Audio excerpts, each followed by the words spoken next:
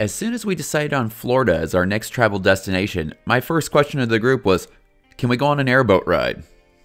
Luckily the rest of the group was up for it, and after a bit of research we decided on Wild Willy's airboat tours. Shortly after we arrived and met our awesome guide Brandon, we climbed aboard our airboat. When he started it up, I noticed that this thing has one huge engine on it. It turns out that it is a supercharged LS1 engine, which is commonly found in a Corvette.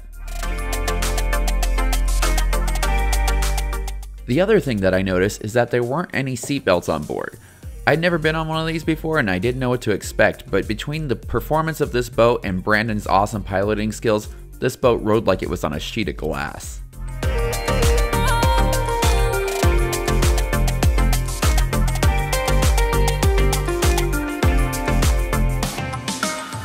Not only was the experience fun and exciting, but it was also very educational as well. Brandon was always quick to point out animals that inhabit this ecosystem and tell us lots of cool facts about them.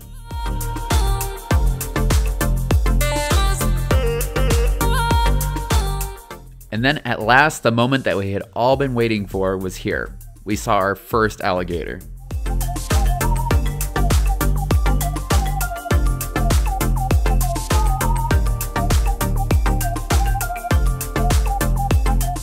One thing that is amazing about the airboats is how purpose-built they are for this environment.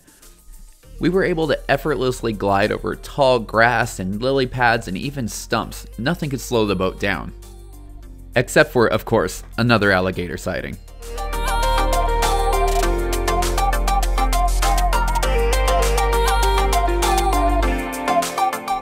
This was one of my favorite parts of the route we took this day as we blasted down this waterway that was perfectly smooth and reflecting the clouds that were up above us.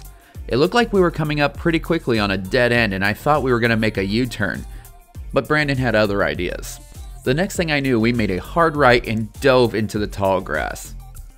This little shortcut dropped us into one of the most expansive lily pad patches we've ever seen.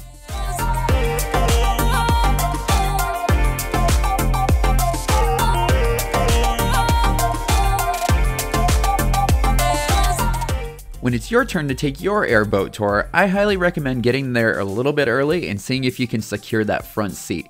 Not only do you get the best view, but you'll get the wind in your face as you rip through the Everglades.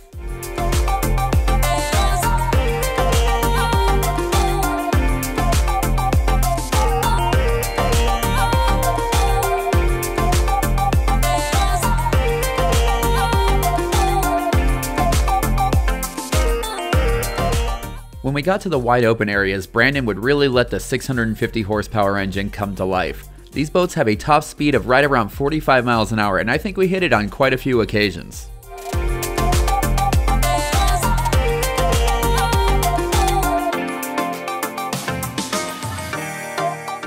The hull of the boat is flat on the bottom, which makes it really fun in the corners.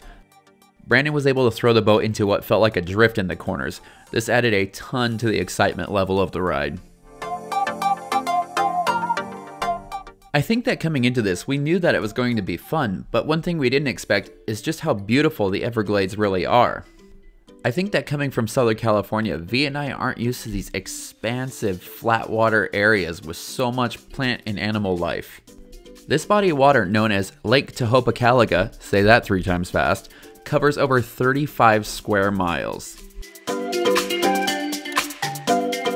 If you don't want to bother to say the entire name of Lake 𝐷𝐿𝐴𝐼𝐒, you can always call it by its nickname, Lake Toho. And just as a bonus fact, the word Toho to the local Native American tribes means we will gather together here. They say you learn something new every day, and there you go.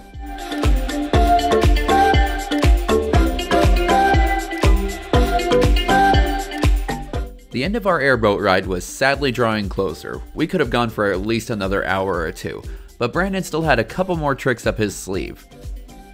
As the tall grass whipped past us like we were on some sort of bizarre Star Wars trench run, Brandon threw it into another right-hand turn and threaded the needle between 2 tall poles. This guy seriously knows how to drive these things. Once we passed between the poles, we were face to face with a competitor's tour company. You could tell it was friendly as they exchanged waves, but then the other boat played a bit of a prank on us when they floored their engine and sprayed us with tons of water. It was a little bit warm that day and it was actually quite refreshing.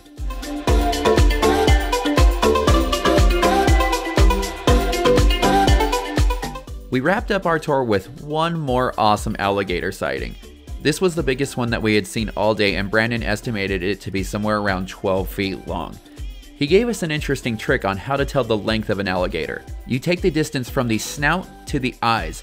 Every inch between the snout and eyes equals about a foot of length on the alligator. I didn't exactly go up to the alligator with a ruler, but you could tell he was big. We would like to send a huge thank you out to Brandon and Wild Willy's Airboat Tours. We had such an awesome experience with you guys. If you enjoy our adventures, be sure to subscribe and hit that bell icon so you get notified when we make new videos. Check us out over on Instagram at thatadventurelife_official. And for all the information about Wild Willy's Airboat Tours and how you can take a ride for yourself, head on over to our blog at thatadventurelife.com.